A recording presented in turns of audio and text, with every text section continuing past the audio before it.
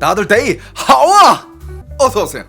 자, 여러분들, 태국과 캄보디아 지금 싸우고 있죠. 전쟁이라 하긴 좀 애매해. 준전면전이라고 합시다.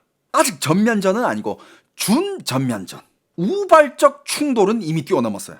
근데 단순한 거기 국경 문제 때문에, 문화유산 때문에, 유네스코 문화유산 사원 국경 문제 이것 때문에 둘이 싸우고 있다라고 얘기하기에는 그것보다 훨씬 더 많은 이유가 있어요. 그것도 그 이유 중에 일부분이겠지만 훨씬 더 많은 이유가 있다고 생각합니다. 자, 일단 겉으로 보면 국경 초수 사격, 지뢰 폭발, 보복 공습 이런 걸로 표면적으로는 보이지만, 근데 이번 사태는 과거와 확연히 달라요. 뭐가 다르냐? 이번 충돌의 핵심은 일단 공군, 해군, 해병, 특수부대까지 전면 투입, 그리고 카지노 범죄 단지를 군사 표적으로 지정을 했습니다. 거기를 집중 타격하고 있죠, 그죠? 그리고 지금 이 상황에 또 지금 태국 국내의 정치적인 위기와도 관련이 있습니다. 요런 것들이 이렇게 좀 섞여져 있는데, 자, 일단 왜 지금 그 캄보디아에 카지노라고 얘기하고 있지만 거기는 이제 불법 단지죠. 중국인들이 운영하고 있는 웬취예요. 지금 거기를 집중 타격하고 있어, 범죄 단지를. 태국의 공식 주장은 이렇습니다. 캄보디아 국경 인근의 카지노 범죄 단지가, 거기는 드론 지휘 통제센터, 그 다음에 자폭 드론 발사 거점, BM-21 로켓 저장소, 무기 병력 집결지, 연료 보급소, 이런 곳이다라고 주장을 하면서 거기는 이미 군사화되었다. 이런 불법적인 이 범죄 단지가 거긴 이미 군사화되었기 때문에 위협이 있다라고 얘기를 하면서 폭격을 하고 있습니다. 근데 그게 그냥 명분이었나? 그거 아니야. 이미 태국에서는 실제로 드론으로 정찰하면서 즉각 정밀 타격하는 영상도 공개를 하고, 그 다음에 F-16 전투기 동원해가지고 거기를 폭격하기도 하고요. 해군이 드론 통제시설 표적 공격 영상까지 공개를 한 상황이에요. 그러니까 이건 경고용 포격이 아니라 그냥 진짜 목표 제거 작전이에요. 여러분들, 범죄 단지의 실체가 뭔지는 제가 여러 번 다뤘죠, 그죠? 오늘 간단하게만 얘기하겠습니다. 범죄 단지가 뭔지 모르시는 분들은 제 영상 찾아보시면 돼요. 캄보디아, 미얀마, 중국 범죄 단지, 지금은 이제 그 어디냐? 저번에 말레이시아 범죄 단지도 한번 다뤘었고, 그 다음에 지금은 이제 두바이죠, 그죠? 두바이 범죄 단지 다 다뤘습니다. 그 범죄 단지 안에서 어떤 일이 일어나고 있는지 오늘 간단하게만 얘기할게요. 보이스 피싱 사기, 로맨스 스캠, 그 다음에 인신매매, 그 다음에 외국인들 상대로, 특히 중국인들, 한국인들도 있었죠, 그죠? 태국인들 등 다양한 국적의 외국인들 상대로 감금을 시키고 고문을 합니다. 이 단지들이 주로 어디에 있냐? 지금 분쟁 지역과 지리적으로 많이 겹쳐 있는 상황입니다. 그리고 옛날부터 이런 의혹이 있었죠.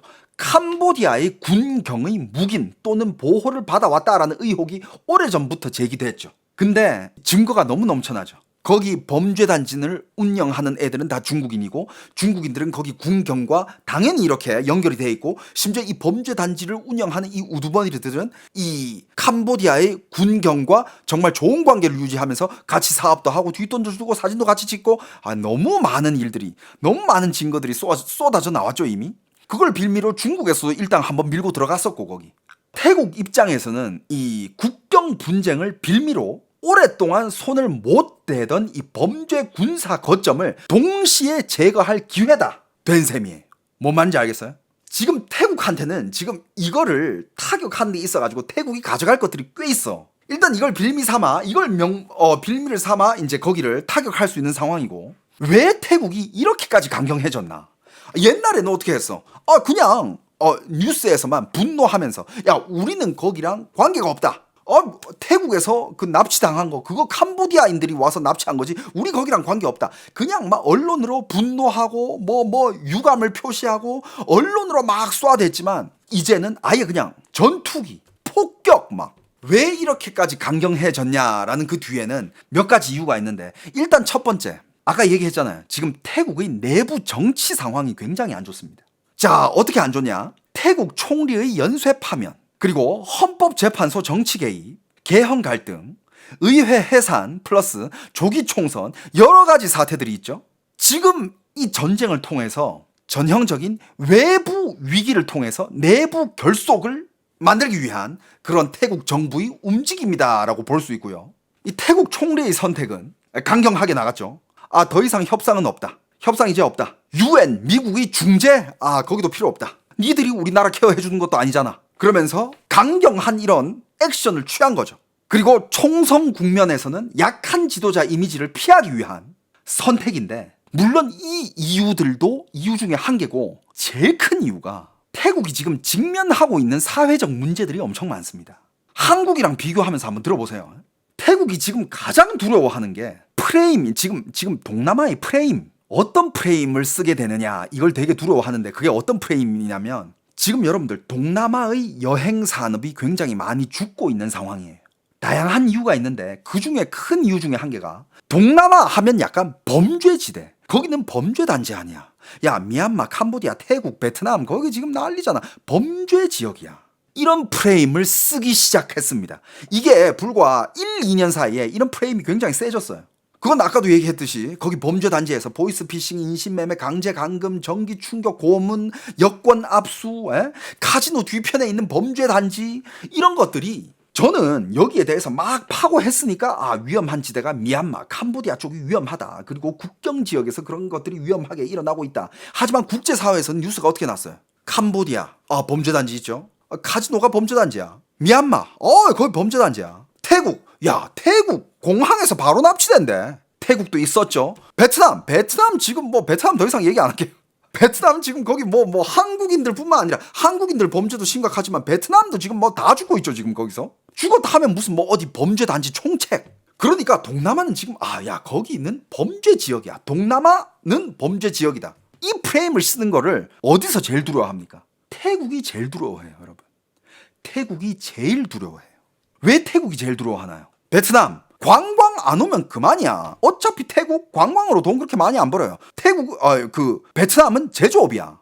베트남으로 사람들이 관광 안 간다고 그래가지고 베트남이 그렇게 두려워하나? 그딴 거 없어, 딱히. 그리고 미얀마랑 캄보디아는 거기는 일단 GDP가 굉장히 낮아요. 그렇다고 해가지고 걔네들도 막 그렇게 옛날부터 여행으로 먹고 사는 나라는 아니었어. 근데 여러분들, 태국은 동남아에서 지금 말레이시아랑 싱가포르 빼면 태국이 1인 GDP가 제일 높습니다. 태국 GDP가 꽤 높아요. 근데 그 높은 GDP들 어디서 오는 거야? 싹 다 여행에서 와요. 여러분들, 태국은요, 제조업 중심 국가가 아니야. IT 이딴 거 없어. 외화 유입 어디서 옵니까? 관광이에요. 고용 흡수 어디서 와요? 관광입니다. 지방 경제 생존 어디서 와요? 관광이에요. 태국은요, 관광으로 거의 진짜 대부분을 차지하면서 관광으로 먹고 살아야 되는 나라인데, 지금 그쪽에 뭐가 퍼지느냐? 태국, 캄보디아, 미얀마, 베트남, 그쪽은 여행 가잖아. 너 납치되고 태국 하면 또 유명한 게 뭐예요? 태국 하면 또 유명한 게, 남자들은 다 알 거 아니야. 여자들도 다 알아. 이제 태국 하면 유흥이야. 거기는 유흥이지. 근데 태국 갔다가 유흥 잘못 즐기다가 너 여권 압수당하고 납치돼가. 태국이 관광이 그냥 꼰두박질 치는 거예요. 지금 태국의 관광 지금 바닥을 찍고 있습니다. 그렇게까지 안 좋았던 적이 없어요. 근데 태국이 관광이 무너진다? 어떤 나라든 한국이든 베트남이든 일본이든 관광이 좀 무너진다 해가지고 나라가 무너지진 않아. 근데 여러분들, 태국은요, 관광이 무너지면 나라가 무너져요. 이런 이미지가 굳어지는 순간, 태국은 서양인들의 천국 아니야. 근데 서구 관광객들 이탈하고 있죠. 가족, 중장년층 관광객 급감하고 있죠. 장기 체류, 은퇴 이민에 타격가죠. 안 그래도 지금 주위에 말레이시아 이런 데 가지고 이런 데 은퇴 이민 이런 걸로 엄청 뜨고 있잖아. 근데 태국에서 범죄 단지, 태국은 범죄야. 거기 위험해. 관광을 안 가, 사람들이. 근데 태국은 지금 이거 프레임 쓰기 전에도 문제가 굉장히 심각했어요. 이 프레임 쓰는 순간 태국은 끝장이라고 보면 돼요. 왜 끝장이냐? 그 전에 어떤 문제들이 있었냐? 여러분들, 지금 태국은요, 가성비 신화의 붕괴가 이미 많이 진행이 됐어요. 태국 여행이라 하면 여러분들 가성비였어. 가성비에다가 그 관광으로 유명한 도시들, 길거리 음식 1,000원이면 먹어. 길거리 음식 2,000원이면 먹어. 1,000원에 팟타이 한 개. 새우가 올라가 있네. 1,000원에. 근데 여러분들, 지금 태국은 그렇지 않아. 1,000원에 2,000원에 못 먹어요. 심지어 지금 한국인들 입장에서는 한국 돈 얼마나 떨어졌어. 일본인들한테도 마찬가지야. 태국 바트가 오르고 한국 돈 떨어지고 일본 돈도 떨어지고 하니까 그 많이 여행 가서 돈 쓰던 그 한국인들, 일본인들 혹은 다른 나라 사람들이 야, 태국 더 이상 가성비 나라가 아니야. 야, 태국 왜 이렇게 비싸졌어? 야, 이 돈이면 다른 선택지가 많아지는데? 그러면서 일단 외국인 여행객들이 이탈이 있었고, 그 다음에 옛날에 태국 한다 하면 태국의 친절함, 싸면서도 친절하면서 그 태국 특유의 그런 친절함이 있어. 근데 요즘 태국이 그런 친절함 없어졌어요. 없습니다. 그 대신 뭐가 많이 나왔어요? 태국 사회에 대한 불신. 택시와 툭툭 이런 애들이 미터기 사용을 거부하고 터무니없는 바가지 요금에다가 공항에서도 비싼 요금이 청구가 되고 관광지 근처에서는 막 비싼 가게로 유인을 하면서 사기꾼들 엄청 많지. 환전할 때 밑장 빼기. 그런 옛날의 인간미가 태국은 사라진 지가 오래다. 태국을 오랫동안 다니신 분들은 알 거예요. 태국은 저도 옛날에 처음 태국 갔을 때가 거의 지금 뭐 7, 8년 전이야. 그때 태국이랑 뭐 물론 지금 태국을 제가 코로나 끝나고 아직 태국을 가보진 않았지만 저도 뭐 유튜브 여행 영상들은 볼 거 아니에요. 뭔가 좀 옛날 같은 느낌이 좀 안 들 것 같다. 그리고 바트가 꽤 많이 올랐어요. 근데 그 상대적으로 한국 돈도 너무 떨어졌고, 과연 지금 태국 방콕을 여행 갔을 때 옛날에는 제가 제일 좋아하는 거 길거리 파카파오 뭔지 알죠? 태국식 돼지고기 바질 볶음, 거기다가 계란 후라이 한 개 딱 얹어주고 덮밥 해주는 거. 근데 제일 좋아해. 그거 길거리에서 한 개 먹잖아. 1,500원이었어. 1,500원. 지금 그 가격 절대 안 나와요. 길거리 음식 4, 5천 원. 여러분들 길거리 음식 4, 5천 원이면 한국이랑 똑같아. 한국도 길거리 순대 떡볶이 4, 5천이에요. 태국은 더 이상 가성비 여행지가 아니게 됐어. 그리고 여러분들 이 단어를 아마 들어보셨을 겁니다. 중진국의 함정이라고 여러분들 들어보셨나요 혹시? 태국은 저렴한 노동력으로 성장했으나 고부가 가치 산업으로 전환하지 못해 성장이 멈추는 중진국의 함정에 빠져 있습니다. 이게 지금 태국의 상황이에요. 1967년도만 해도 GDP가 한국보다 높았어요. 1인당 GDP도 한국보다 높았습니다. 한국보다 훨씬 잘 살았다라는 거지. 근데 지금은 시간이 많이 지났죠. 한 50년이 지났죠. 그죠? 근데 한국은 어마어마하게 발전을 했죠. 지금 한국 1인 GDP랑 태국 1인 GDP 비교하면 한국이 한 4, 5배가 높아요. 그러니까 그만큼 태국은 중진국에서 선진국으로 발전을 못했다 이거예요. 한국은 이 세계적으로 봐도 중진국의 함정에 안 빠진 극소수의 나라 중에 한 개예요. 참 한국 대단해. 한국도 한동안은 그때 IMF 때 1997년도 IMF가 터지면서 한국도 중진국의 함정에 빠지는구나. 이제 한국도 이제 끝났구나. 그런 이야기들이 많이 나왔지 국제사회에서. 하지만 IMF가 끝나면서 회복 속도가 제일 빠르면서 한국은 선진국까지 쭉쭉 치고 올라갔어. 여러분들 국뽕이 차오릅니다. 이런 중진국의 함정에서 빠져나온 나라가 몇 개가 없어요. 한국이 그 중에서 당연컨대 이겁니다. 국뽕 얘기 좀 했는데 근데 그게 중요한 게 아니라 태국은 이제 중진국의 함정에 빠져가지고 발전을 못하고 있다 이겁니다. 그러면서 태국 경제를 지탱하던 제조업이 급격히 쇠퇴하면서 2023년 7월부터 1년 동안 여러분들 2023년 7월부터 1년 동안 태국에 문 닫은 공장 수가 2,000개입니다. 2,000개. 5만 명이 넘는 노동자가 일자리를 잃었어요. 큰 요인이 뭐냐? 이래서 태국이 중국이랑 베트남을 싫어할 수밖에 없는 게 중국의 치킨 게임. 그리고 여러분들 제조업 투자는 다 어디로 갔어요? 베트남으로 갔지 태국으로 안 갔어. 중국이 세계의 공장이 되면서 정말 값싼 물건들을 막 덤핑을 하니까 태국 거기에다가 안 돼. 그나마 베트남이 좀 버티고 있는 거야. 중국도 이제 오를 만큼 많이 올랐고 중국도 이제 세계의 공장에서 이제 점점 이탈이 되고 있죠. 거기에는 이제 다양한 또 요소가 있지만 시진핑의 집권이 크면서 시진핑이 미국에 맞다이를 붙은 게 굉장히 큰 요소 중에 한 개였죠. 그죠?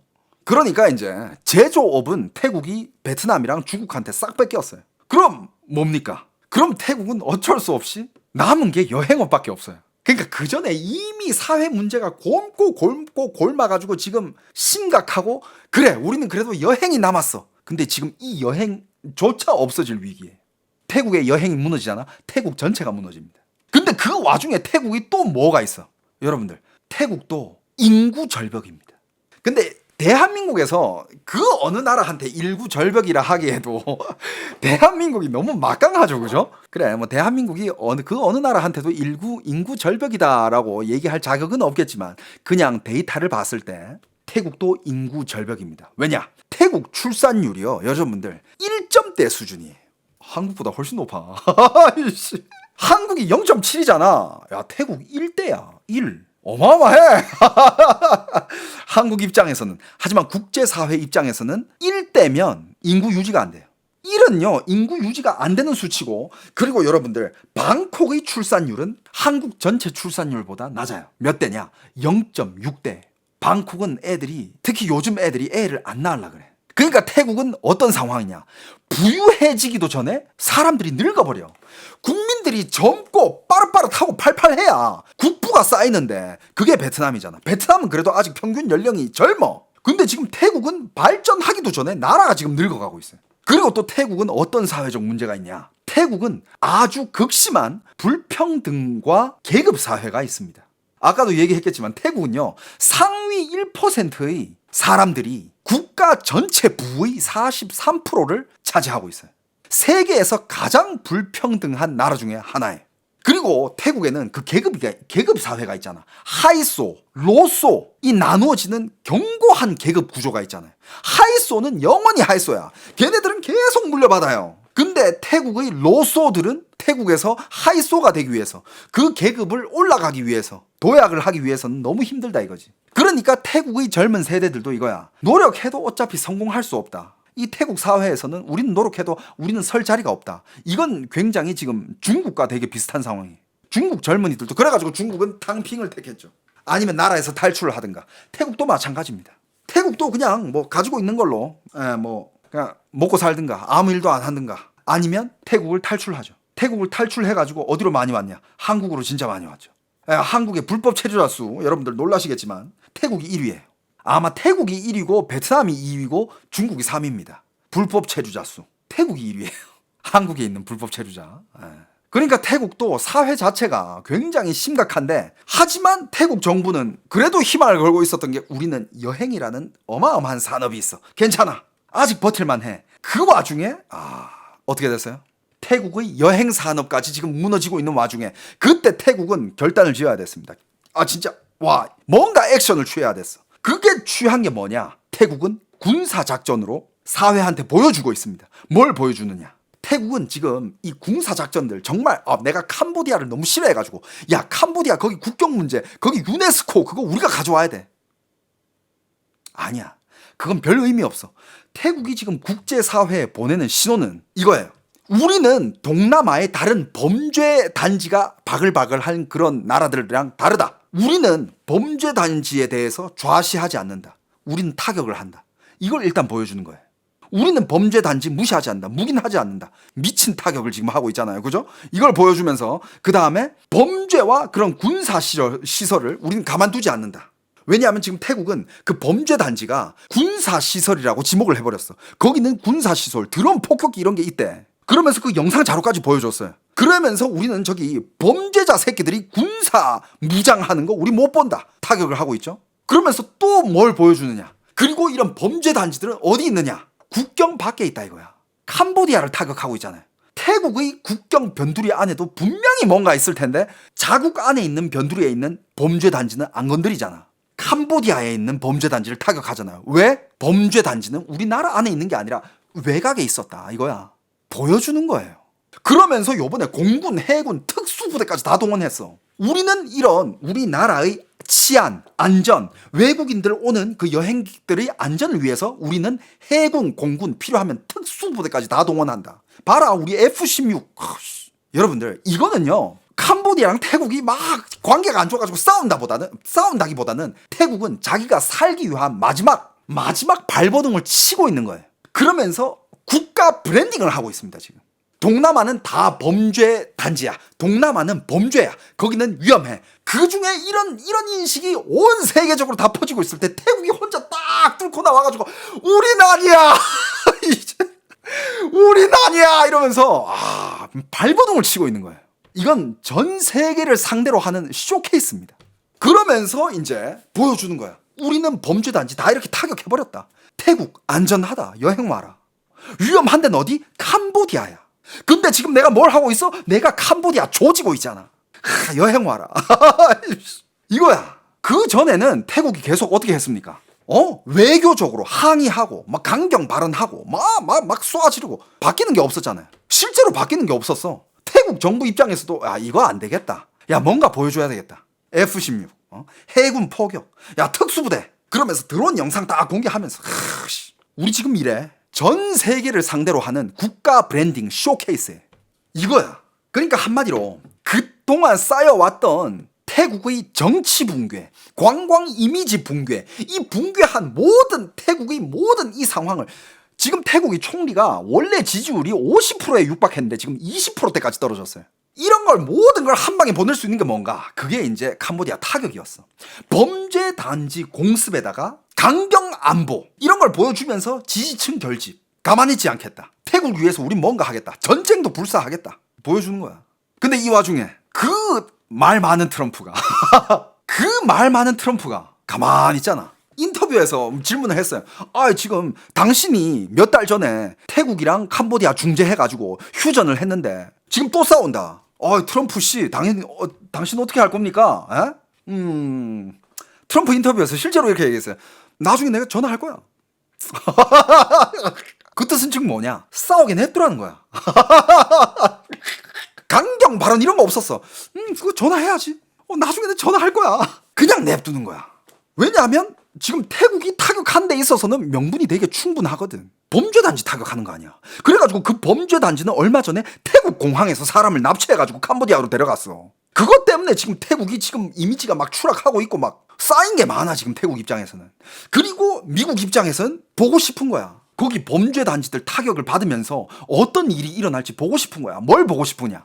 캄보디아의 범죄단지는 누가 운영해? 중국인들이 운영해.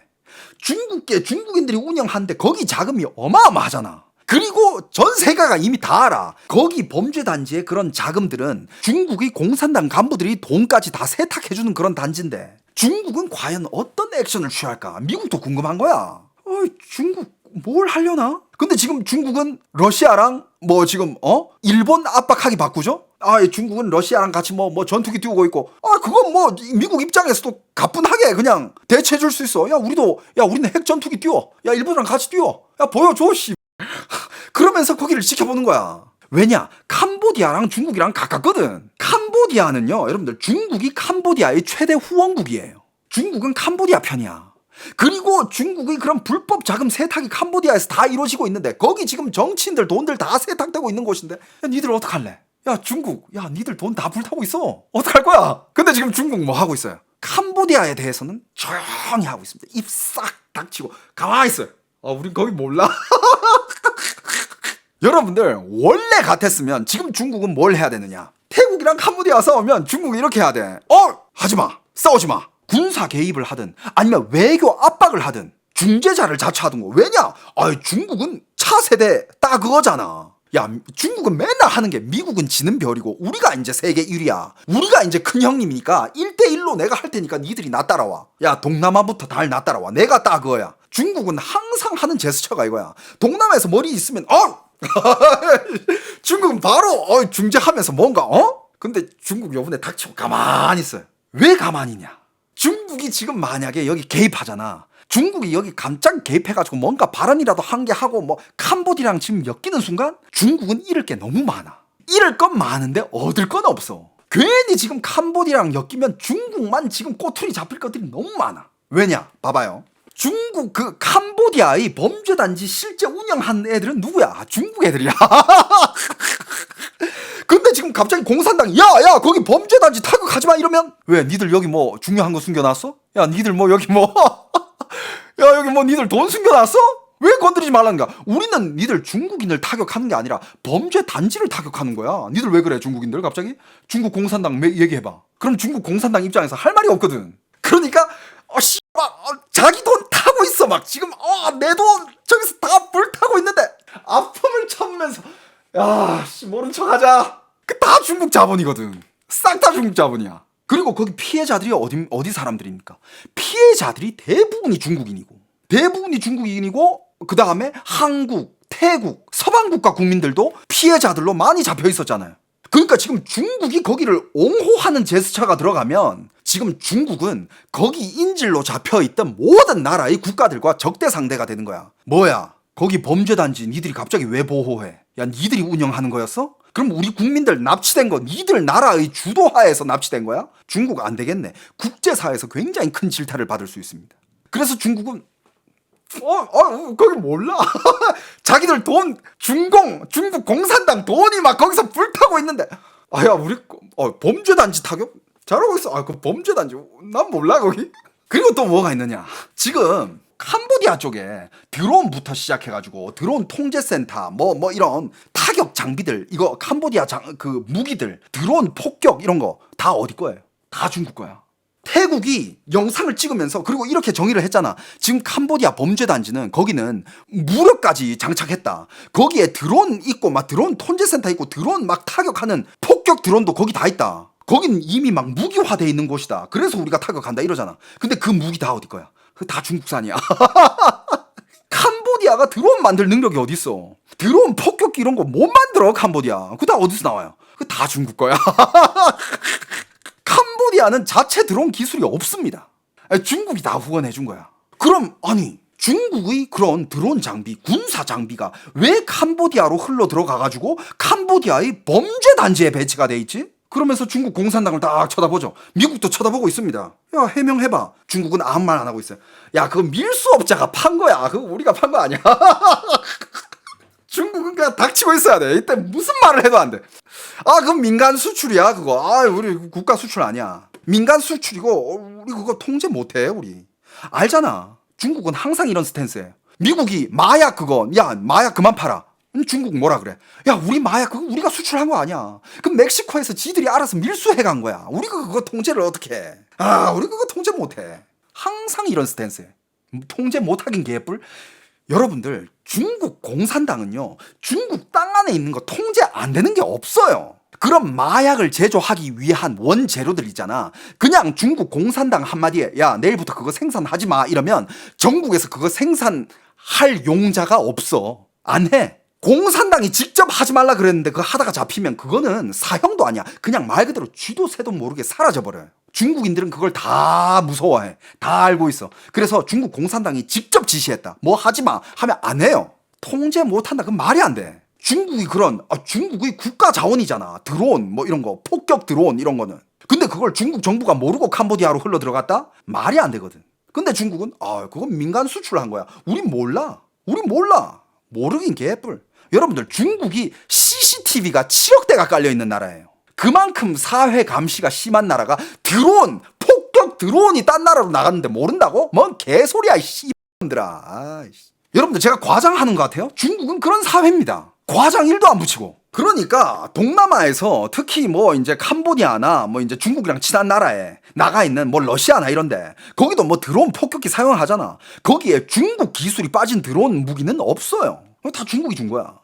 여러분들, 중국은요, 캄보디아의 최대 후원국이에요. 최대 투자국, 최대 차관 제공국, 군사협력 파트너. 여러분들, 군사협력 파트너야. 누가 캄보디아를 침략하고 있는데 그럼 군사 보내야지. 그 다음에 캄보디아 리암 해군기지 공동사용. 정말 캄보디아랑 뗄래야 뗄 수 없는 그런 관계인데 지금은 캄보디아를 편을 공개적으로 들지도 않아요. 아무 얘기 안 하고 있죠. 그렇다고 해가지고 태국을 비난하느냐? 태국 비난 안 해요. 태국은 지금 범죄단지 타격하고 있는데 그걸 왜 비난을 해? 비난하면 중국만 이상하게 되잖아. 중국은요, 계산을 합니다. 범죄단지, 이거는 국제적 골칫거리. 근데 그걸 태국이 그걸 타격하고 있는데 내가 태국을 질타한다? 안 되지. 그 중국 이미지 바닥나죠. 이건 터치하면 안 되고. 그리고 범죄단지에 중국계가 범죄자들이 많잖아. 그러니까 내가 이걸 제재하면 뭔가 같이 그 범죄자들이랑 같은 편 같잖아. 그럼 또 안 되고. 그 다음에 지금 태국과 정면 충돌을 하는 순간 태국은 그래도 동남아에서 아세안이라고 하죠. 아세안에서는 태국이 그래도 아세안국 중에 한 개인데 태국이랑 정면 충돌을 하는 순간 약간 동남아 정체랑도 안 그래도 동남아에서 중국 안 좋아해요. 근데 더 안 좋아질 수 있어. 그러면 중국은 이득 볼 게 없죠. 근데 지금 중국은 가만히 있어. 왜 가만히 있는 걸 선택했느냐? 중국이 가만히 있으면 가져가는 이득이 있어요. 중국이 가만히 있으면 얻어가는 게 캄보디아 정권의 대중 의존도 강화. 봐봐, 야, 니들 이제 중국 없으니까 안 되지? 그러니까 더 의존해, 그러면서 이제 또 가만히 있으면 대캄보디아의 안보 불안. 중국의 보호가 더 필요하다라는 그런 프레임이 더 강화가 되고 요런 것들. 그리고 중국이 가만히 있으면 범죄 단지 보호국이라는 이미지가 완전 이거 가만히 있음으로써 중국은 이제 당당해지는 거예요. 야, 저 범죄 단지 우리랑 관계 없는 거였어. 봐봐, 내 말했잖아 우리랑 관계 없다고. 그러니까 태국이 걔네 타격할 때 우리 가만히 있었던 거 아니야. 거기 우리 돈 없어. 당당해질 수 있는 거야. 그리고 만약에 지금 또 중국이 캄보디아 편을 들면 태국이랑도 사이가 안 좋아질 수 있어요. 중국은 태국도 잡고 싶어 하거든. 그러니까 태국 외교과의 파국도 면하고. 그래서 지금 중국은 한마디로 얘기하면 여러모로 계산해본 결과 지금은 가만히 있는 게 상책이다. 중국의 손자병법은 유명합니다. 그래서 중국이 뭘 선택했느냐? 가만히 있자. 가만히 있고 지금은 일본에 집중해. 일본에 집중해. 일본에. 그런 전쟁이에요. 뭔 말인지 알겠죠? 그러니까 이건 전쟁이라기보다는 거대한 태국의 마지막 발버둥 쇼케이스다. 어떤 쇼케이스? 마지막 남은 희망을 다시 불태우기 위한 그 마지막 희망이 뭐다? 태국의 여행산업. 여러분들 중국인들은요, 중국 국가는 이 외교적으로도 뒤통수 치는 패턴이 있어. 근데 이런 패턴을, 이런 관련된 사건 사고들을 여러 번 보다 보면 그냥 보입니다. 전 중국에서 오래 살면서 전 너무 많이 봤잖아요. 중국이 옛날에 한국을 큰 형님으로 모실 시절부터 그러다가 이제 한국 단물 다 빠졌네 이러면서 버리면서 그 다음에 한국이 뒤통수를 치는 그걸 전 온 과정을 다 봐왔잖아요. 중국이 일하는 방식 뻔히 보여. 이제 한한령이랑 똑같아. 우리는 계속 중국 한한령 풀어달라. 한국의 문화 콘텐츠를 중국에 수출할 수 있게끔 한한령 풀어달라. 중국 입장 뭐예요? 니들 뭔 소리야. 야, 우리가 한한령을 한 적이 없다니까. 니들 오해야. 니들 문화 중국에 팔아. 얼마든지 콘서트도 하고 드라마도 팔아. 그러면서 중국 정부 뒤로 가서 야, 허가내주지 마. 야, 저 한국 애들 오는 거 허가내주지 마라. 허가내주지 마라. 야, 우리 한한령 없어. 야, 들어와. 야, 허가내주지 마. 이지랄 하는 게 중국이에요. 이거 한두 번 당하지. 이 계속 당하면 안 돼. 여러분들 지금 중국이랑 일본 이것도 뭐 이제 점점 진전이 있을 텐데 겉으로는 지금 막 중국은 러시아 데려와가지고 막 일본한테 어르렁거리고 일본은 미국 데려와가지고 또 들어와 뭔데 니들 막 서로 이러고 있잖아. 근데 여러분들 정치라는 거는요 그 물 밑에 있잖아. 물 밑에서 이미 중국의 책사들이나 일본의 책사들은 물 밑에서 미친 접촉을 하고 있어요. 야, 우리가 이거 양보할게. 니들이 이거 양보하면 안 되냐? 야, 우리 체면, 야, 우리가 내려갈 계단은 니들이 줘야지. 그래, 그럼 우리가 이거 해줄 테니까 이거 해주면 안 돼? 지금 물 밑에서는 계속 지금 협상. 근데 국제사회에서는 보여줘야 되니까 중국은 야, 히토류 끊어, 씨발 이거 끊어, 저거 끊어. 야, 여행 가지 마, 씨발 전투기 띄워. 밑에서는 야, 우리 체면 좀 살려줘. 야, 우리 체면 좀 살려줘. 야, 포토레지스트 그건 니들이 씨발 그건 니들이 제재하면 안 되지. 하지만 지금 서로 지금 보면 항상 일본은 유감입니다.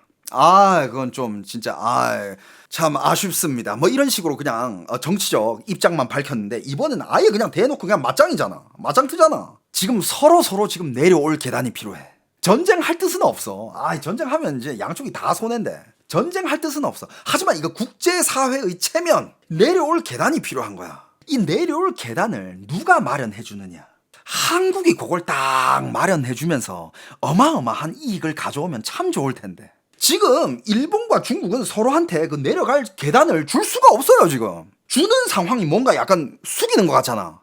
이럴 때는 뭔가 중재자가 한 명 나와가지고 서로한테 계단을 약간씩 좀 이렇게 깔아줘야 돼. 깔아주면서 그 깔아준 사람은 이제 중간에서 약간 좀 이익을 챙겨가면 참 좋은데 한국이 그걸 하면 참 좋을 것 같은데 트럼프도 계단 못 깔아줘요. 트럼프는 지금 일본이랑 한편인데 한국이 뭔가 깔아줄 계단이 없을까? 그러면서 중간에서 막 어마어마한 이익을 뭐가 있을까? 뭐 나란 일 하시는 분들이 머리 쓰겠죠, 그죠?